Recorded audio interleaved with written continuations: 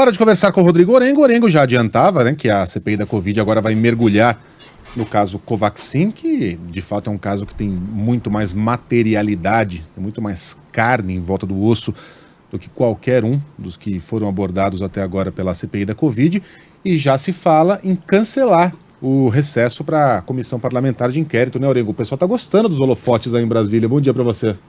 Muito bom dia, Megali. Bom dia, Carla, todos. Realmente, Megali, e a avaliação geral na CPI, que a CPI está numa ascendência, atingiu lá, alcançou um ápice agora, aí, pelo menos na repercussão, encontrando irregularidades, aliás, suspeitas de irregularidades no contrato da Covaxin, também naquela negociação com o intermediário para fornecer a vacina da AstraZeneca, um intermediário da Davat que oferecia a vacina da AstraZeneca. Aliás, hoje Roberto Dias, ex-diretor de logística do Ministério, vai conversar com os senadores e vai dar a versão dele sobre aquela reunião no restaurante aqui em Brasília, para lá de estranha.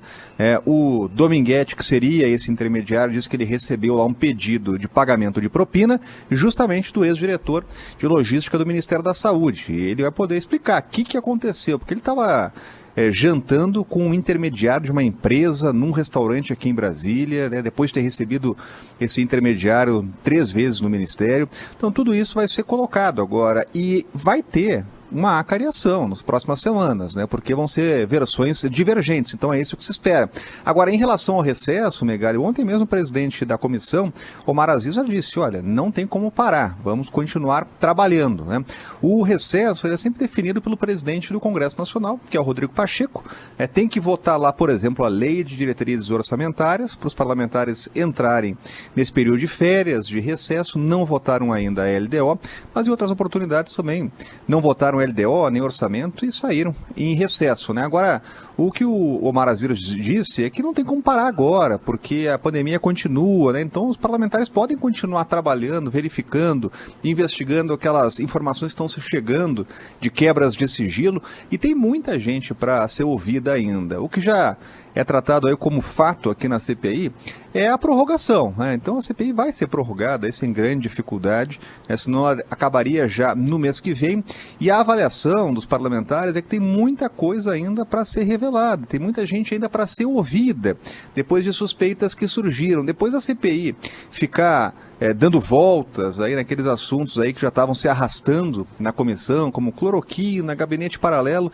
Agora sim encontra um nicho de investigação que inclusive extrapola o ambiente da Comissão Parlamentar de Inquérito. Já tem investigação do Ministério Público, da Polícia Federal, e tem que lembrar, Megari, quando a CPI ela for concluída, outras investigações elas vão continuar ocorrendo, porque tem o tempo da política, que é esse ambiente do Congresso Nacional, da CPI, mas tem o tempo dos investigadores, né, desses inquéritos abertos que vão prosseguir, né? Então hoje vai ter esse depoimento importante do Roberto Dias, diretor de logística, é a pessoa chave aí nessa investigação que teria pedido propina. Ele vai dar a versão dele aqui para os senadores. E uma outra pessoa chave é Ricardo Barros, né, o deputado que é líder do governo na Câmara, do PP, que quer falar.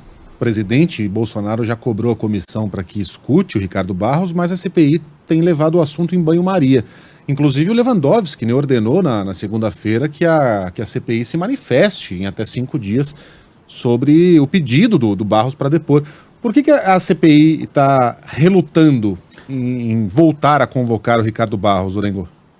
É uma avaliação política da maioria da CPI, aqui, daquele chamado G7, que é muito hostil ao governo, e esses parlamentares, eles querem conseguir mais insumos, né, mais informações, para aí sim conseguir fazer uma oitiva aqui, uma sessão com mais embasamento para questionar Ricardo Barros. Agora, há um constrangimento no ar, Megali. É importante que ele vá o quanto antes para a CPI, porque ele foi citado por um dos principais depoentes aí, que foi o Luiz Miranda, o irmão dele, Luiz Ricardo Miranda, servidor, e eles disseram o seguinte, que levaram as suspeitas desse contrato da Covaxin para o presidente Jair Bolsonaro, o presidente teria respondido que seria um rolo do Ricardo Barros. O que é constrangedor e deixa aí Ricardo Barros numa saia justa é que até hoje o presidente não desmentiu essa informação. Então, ele precisa falar, ele está solicitando. É algo incomum, a gente não lembra aqui em Brasília de alguém que vai ao Supremo Tribunal Federal não para evitar falar a CPI, mas para pressionar para ser convocado logo, para ir dar a sua versão. E a CPI tem que dar uma resposta, não dá para ficar cozinhando aí em banho-maria, né? Então tem que marcar, agendar aí essa sessão. Muito bem, então daqui a pouquinho tem. 9 horas, Orengo? Horário de sempre? 9 horas começa aquela discussão, requerimentos, né? Então, geralmente tem um bate-boca e depois começa pela ordem, artigo 14, aquela coisa toda. E por volta aí de 9h30, 10 horas, deve começar o depoimento do Roberto Dias. Deixa eu só citar o jornalista Otávio Guedes, ele é colunista da Globo News e ele usou um termo sensacional na coluna dele. Ele fala sobre o Roberto Dias mandar mais do que o Eduardo Pazuello, ex-ministro, né? Ele diz, olha, claro que assim, a gente está falando sobre a percepção desses mercadores de vacinas, né? Sobre Pazuello ter uma voz de comando menor do que a do Roberto Dias, mas caso isso se confirme, a gente pode criar um novo posto hierárquico militar, que seria o oficial da passiva. Né? Achei genial essa sacada do Otávio Guedes, então vamos dar o crédito aqui, merecido. Um abraço ao Otávio. E um abraço a você também, Orengo, bom trabalho. Valeu, um abraço.